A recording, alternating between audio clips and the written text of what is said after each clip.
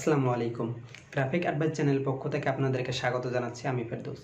আজ আমি আপনাদের দেখাবো কিভাবে ফটোশপের মাধ্যমে যে কোনো ইমেজের ব্যাকগ্রাউন্ড রিমুভ ও চেঞ্জ করা যায় খুবই সহজে। এমন সহজ 4টি পদ্ধতি দেখাবো এই ভিডিওতে। আশা করছি পুরো ভিডিও জুড়ে আপনারা আমার সাথেই থাকবেন। তো চলুন কথা না বাড়িয়ে শুরু করা যাক আজকের ভিডিও। বন্ধুরা, চলে আসলাম আমার কম্পিউটার স্ক্রিনে। আপনারা দেখতে পাচ্ছেন ফটোশপ সফটওয়্যারটি আমার সামনে ওপেন অবস্থায় রয়েছে। আমি ইতিমধ্যে 3টি ইমেজ ওপেন করে রেখেছি। আপনারা প্রথম যে ইমেজটি দেখতে পাচ্ছেন সেটির ব্যাকগ্রাউন্ডে একটি মাত্র কালার রয়েছে। আমি যদি এখন অন্য দুটি ইমেজ দেখাই তাহলে দেখতে পাবেন এগুলির ব্যাকগ্রাউন্ডে একাধিক কালারের সংমিশ্রণ রয়েছে। এখন আমি আপনাদের এই ইমেজটির ব্যাকগ্রাউন্ড রিমুভ করে দেখাবো, কারণ এই ইমেজটির ব্যাকগ্রাউন্ডে একটি মাত্র কালার রয়েছে। চলুন দেখে নেই এই ইমেজটির ব্যাকগ্রাউন্ড রিমুভ এবং চেঞ্জ করার সহজ সব কয়টি পদ্ধতি। সর্বপ্রথম এই ইমেজটির ব্যাকগ্রাউন্ড রিমুভ করার জন্য এই ইমেজটিকে ডুপ্লিকেট করব। ডুপ্লিকেট করার জন্য আমি কিবোর্ড থেকে Ctrl+J প্রেস করছি। এবার আমরা যদি লক্ষ্য করি তাহলে দেখতে পাবো লেয়ার প্যানেলে 2টি লেয়ারে পরিণত হয়েছে। আমি দ্বিতীয় লেয়ারটির চোখটি অফ করে দিব, দেন প্রথম লেয়ারটি সিলেক্ট করব। প্রথম লেয়ারটি সিলেক্ট থাকা অবস্থায় আমরা চলে যাব টুলবারে। টুলবার থেকে আমরা সিলেক্ট করব ম্যাজিক ইরেজার টুল। ম্যাজিক ইরেজার টুলের শর্টকাট হচ্ছে ই। এখন আমরা যদি ইমেজের যে ব্যাকগ্রাউন্ডটি রয়েছে সেটিতে একটা ক্লিক করি তাহলে দেখতে পাবো ইমেজের যে ব্যাকগ্রাউন্ডটি রয়েছে সেটি সুন্দরভাবে রিমুভ হয়ে গিয়েছে।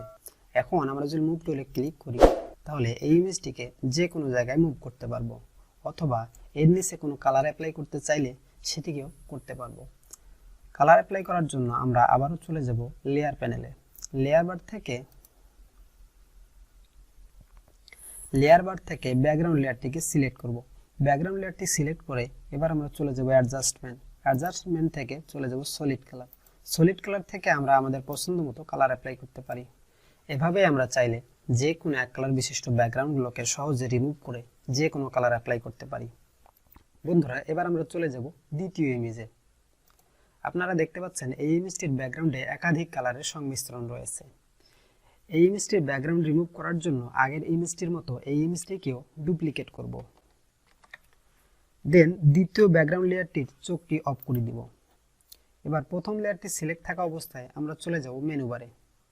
মেনুবার থেকে সিলেক্ট থেকে একটু নিচে আসলে দেখতে পাবো এখানে সাবজেক্ট লেখা রয়েছে।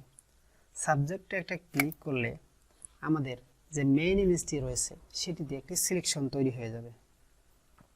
এবার ব্যাকগ্রাউন্ড লেয়ারটিকে ডিলিট করার জন্য আবার আমরা চলে যাব মেনুবারে। মেনুবার থেকে সিলেক্টে ক্লিক করার পর একটু নিচে আসলে দেখতে পাবো এখানে ইনভার্স লেখা রয়েছে। ইনভার্সের কিবোর্ড শর্টকাট হচ্ছে Shift+Ctrl+I। এখন আমরা দেখতে পাচ্ছি ইমেজের ব্যাকগ্রাউন্ডে সিলেকশন তৈরি হয়ে গেছে। এবার যদি আমরা কিবোর্ড থেকে ডিলিট প্রেস করি তাহলে দেখতে পাবো ইমেজটির ব্যাকগ্রাউন্ডটি রিমুভ হয়ে গেছে।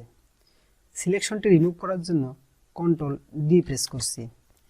এখন আমি যদি আপনাদের একটু জুম করে দেখাই তাহলে দেখতে পাবেন এই ইমেজটির ব্যাকগ্রাউন্ডটি কত সুন্দরভাবে রিমুভ হয়ে গিয়েছে। এখন আমরা চাইলে এই ইমেজটিকে যে কোনো ব্যাকগ্রাউন্ডে রিপ্লেস করতে পারি, অথবা এর নিচে যে কোনো কালার অ্যাপ্লাই করতে পারি। এটি অন্য একটি ব্যাকগ্রাউন্ডে রিপ্লেস করার জন্য আমি মাউসের লেফট বাটন চেপে ধরে এটিকে অন্য একটি ব্যাকগ্রাউন্ডে নিয়ে যাচ্ছি।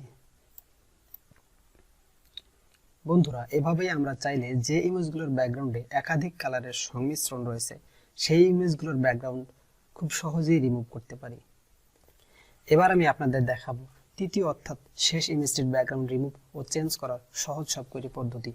এই ইমেজটিকে ব্যাকগ্রাউন্ড রিমুভ করার জন্য আগের ইমেজগুলোর মতো সর্বপ্রথম এই ইমেজটিকে ডুপ্লিকেট করব। ডুপ্লিকেট করার জন্য এবার আমি ব্যাকগ্রাউন্ড লেয়ারটিকে চেপে ধরে প্লাস বাটনে ছেড়ে দিচ্ছি। দেখতে পাচ্ছি আমার লেয়ার প্যানেলে 2টি লেয়ারে পরিণত হয়েছে। এবার ব্যাকগ্রাউন্ড লেয়ারটির চোখটি অফ করে দিব, দেন প্রথম লেয়ারটি সিলেক্ট করব। প্রথম লেয়ারটি সিলেক্ট থাকা অবস্থায় এবার আমরা চলে যাব টুলবারে। টুলবার থেকে এবার আমরা সিলেক্ট করব কুইক সিলেকশন টুল। কুইক সিলেকশনের কিবোর্ড শর্টকাট হচ্ছে W। এবার আমরা যদি উপরে একটু লক্ষ্য করি তাহলে কুইক সিলেকশনের অধীনে যে 3টি অপশন রয়েছে সেটির মাঝের প্লাস অপশনটিতে সিলেক্ট করব।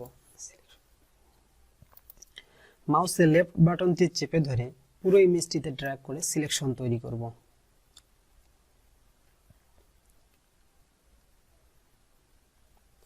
একটু জুম করে দেখে নেব কোনো জায়গাতে সিলেকশন বাদ পড়েছে কিনা।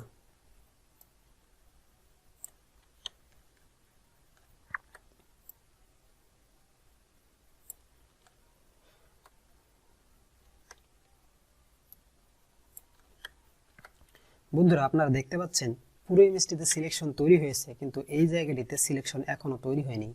এই জায়গাটিতে সিলেকশন নেওয়ার জন্য আমরা আবারও চলে যাব মেনু বারে। মেনু বার থেকে এবার আমরা সিলেক্ট করব মাইনাস ব্রাশ।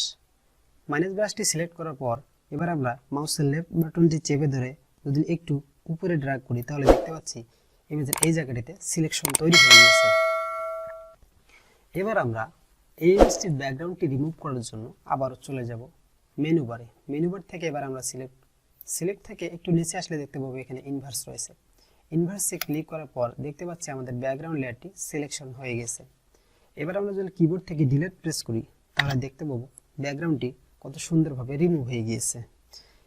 সিলেকশনটি রিমুভ করার জন্য এবার আমি কন্ট্রোল ডি প্রেস করছি, তাহলে দেখতে পাচ্ছি আমাদের ইমেজটির ব্যাকগ্রাউন্ডটি কত সুন্দরভাবে রিমুভ হয়ে গেছে।